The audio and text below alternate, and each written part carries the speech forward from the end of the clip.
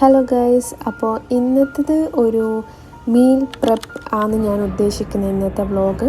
അപ്പോൾ എൻ്റെ ഇന്നത്തെ ഈ വ്ളോഗിലേക്ക് ഞാൻ എല്ലാവരെയും ക്ഷണിച്ചു കൊള്ളുന്നു. കാരണം എനിക്ക് അറിഞ്ഞൂടാ ഇതെല്ലാവരും നോക്കൂന്ന്. കാരണം ഇതങ്ങനത്തെ ഒരു മീൽ പ്രെപ്പ് പോലത്തതാണ്. ഇതെൻ്റെ സൺഡേ മീൽ പ്രെപ്പിൻ്റെ ഒരു വീഡിയോ ആണ് കേട്ടോ. ഇത് ഞാൻ പോസ്റ്റ് ചെയ്യണമെന്ന് വരെ കുറേ ആലോചിച്ചിട്ട് എൻ്റെ ഗാലറിയിൽ ഇങ്ങനെ കിടന്നിരിക്കുന്ന ഒരു വീഡിയോ ആണിത്. കാരണം ഇത് ഇട്ടിട്ട് കാര്യമുണ്ടോ, എല്ലാവർക്കും ഇതാവോ എന്നൊക്കെ ഞാൻ ഇങ്ങനെ ആലോചിച്ചുകൊണ്ടിരുന്നു. പിന്നെ ഞാൻ വിചാരിച്ചു എന്തായാലും ഞാൻ ഇത്ര കഷ്ടപ്പെട്ടിട്ട് എടുത്തതല്ലേ, എന്തായാലും ഇടാമെന്ന് വിചാരിച്ചിട്ട് ഇത് പോസ്റ്റ് ചെയ്യുന്നതാണ്. അപ്പോൾ once again welcome back to my YouTube channel.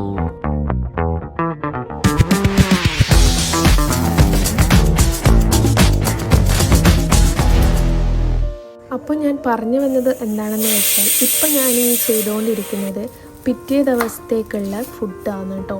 അതായത് ഇന്ന് സൺഡേ ആണ്. അപ്പോൾ സൺഡേക്ക് നാളെ മൺഡേക്കുള്ള ഫുഡാണ് പ്രിപ്പയർ ചെയ്യുന്നത്. ചോറ് വെച്ചിട്ടുണ്ട്, പിന്നെ മോരുകറി ഉണ്ടാക്കുന്നുണ്ട്, പിന്നെ ഇന്ന് രാത്രി കഴിക്കാനുള്ള ഡിന്നറും ഉണ്ടാക്കണം. അപ്പോൾ ഇന്നുണ്ടാക്കിയ ഫുഡ് നാളെ കൊണ്ടുപോകാൻ വരെ ഉണ്ടാവും. അപ്പം ആ ഒരു മീൻ കറി എനിക്ക് ഏറ്റവും കൂടുതൽ പെട്ടെന്ന് ഈസി ആയിട്ട് ഉണ്ടാക്കാൻ പറ്റുന്ന ഒരേ ഒരു കാര്യങ്ങൾ രസം, മോര്, ഈ കാര്യങ്ങളൊക്കെയാണ് കേട്ടോ.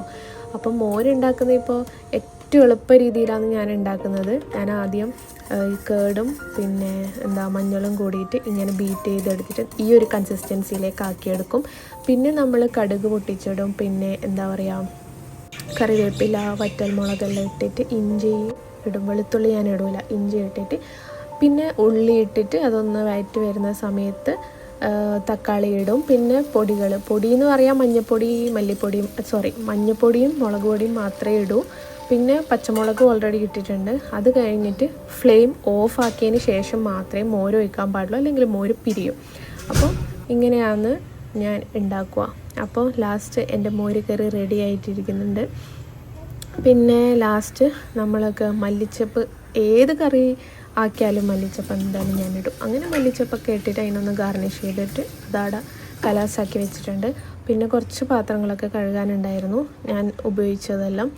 പിന്നെ ഇത് കസ്റ്റാർഡാണ് കേട്ടോ. ഇത് കസ്റ്റാർഡ് പൗഡർ വാങ്ങിച്ചിട്ടുണ്ടായിരുന്നു. അപ്പോൾ കുറച്ച് ഫ്രൂട്ട്സും ബാക്കിയുണ്ടായിന്. അങ്ങനെ കസ്റ്റാർഡ് ഉണ്ടാക്കിയതാണ്. ഉണ്ടാക്കി കഴിഞ്ഞതിന് ശേഷമാണ് ഞാൻ ആലോചിച്ചത് വീഡിയോ എടുത്തിട്ടില്ലല്ലോ. വീഡിയോ എടുക്കാൻ മാത്രത്തിൽ അപ്പോൾ പിന്നെ രണ്ടും കൂടി ആയാലും നല്ലോണം ലേറ്റാവും. അങ്ങനെ ഞാൻ ഇത് ഉണ്ടാക്കിയതിന് ശേഷമാണ് എടുത്തത്.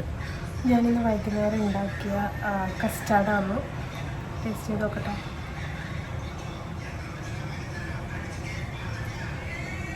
ഇതിൻ്റെ റെസിപ്പി എടുക്കാനൊക്കെ മറന്നു. സിമ്പിളാണ് ഇത്. കുറച്ച് ഫ്രൂട്ട്സൊക്കെ ഉണ്ടായിരുന്നു, അപ്പോൾ വിചാരിച്ചു ഒന്ന് കസ്റ്റാർഡ് ആക്കാമെന്ന്.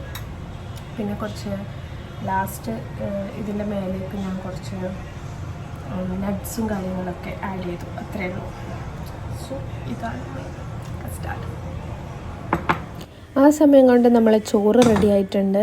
പിന്നെ നാളത്തേക്ക് വേണ്ടിയിട്ടുള്ള രാവിലെ കഴിക്കാൻ വേണ്ടിയിട്ട് മുട്ട പുഴുങ്ങിയിട്ട് വെക്കും. അപ്പോൾ ആ മുട്ട പുഴുങ്ങി വെക്കുന്നതാണ് ഈ കാണുന്നത്. പിന്നെ ഇത് കഴിഞ്ഞാൽ ഇനി ഡിന്നറിന് റാപ്പ് ഉണ്ടാക്കണം. നമുക്ക് റാപ്പ് വാങ്ങാൻ പറ്റും ഫെയർ പ്രൈസിൽ നിന്ന്. അപ്പോൾ നമ്മൾ വാങ്ങിയിട്ട് പിന്നെ ബാക്കി ഫില്ലിങ്സൊക്കെ നമ്മൾ ഉണ്ടാക്കും കേട്ടോ. പിന്നെ ഇത് ഇനി കുറച്ച് അല്ലെങ്കിൽ ചിക്കൻ ഫ്രൈ ആക്കിയിട്ട് ഞാൻ വെക്കും കേട്ടോ. കാരണം ചിക്കൻ ഫ്രൈ കുറച്ചാക്കി വെച്ചാൽ 2-3 ദിവസത്തേക്ക് അത് ഉണ്ടാവും. അത് മസാലയൊക്കെ ഇട്ട് വെച്ചിട്ട് ചെയ്യുന്നതാണ്. അപ്പോൾ അത് കുറച്ച് ദിവസത്തേക്ക് ഉണ്ടാവുമല്ലോ. പിന്നെ ഇത് റാപ്പ് ഉണ്ടാക്കുന്നതാണ് രാത്രി കഴിക്കാൻ വേണ്ടിയിട്ട്. അപ്പോൾ ഞാൻ പറഞ്ഞു വന്നത് എന്താണെന്ന് വെച്ചാൽ നമുക്ക് റാപ്പ് വാങ്ങാൻ പറ്റും. പിന്നെ ബാക്കി ഫില്ലിങ്സൊക്കെ നമ്മൾ ഉണ്ടാക്കുന്നതാണ്. ഇത് ഹെൽത്തി ആണോ എന്ന് ചോദിച്ചാൽ എനിക്ക് അറിഞ്ഞൂടാ. പക്ഷേ വേറെ വഴിയില്ലാത്ത സമയത്തെല്ലാം നമ്മൾ ഇതാണ് ഉണ്ടാക്കിയിട്ട് കഴിക്കൽ. പിന്നെ ഞാൻ കറക്റ്റ് ഒരു 10 റീസിൻസ് തലേദിവസം എണ്ണീറ്റ് വെള്ളത്തിലിട്ട് വെച്ചിട്ട് പിറ്റേ ദിവസം രാവിലെ കഴിക്കും.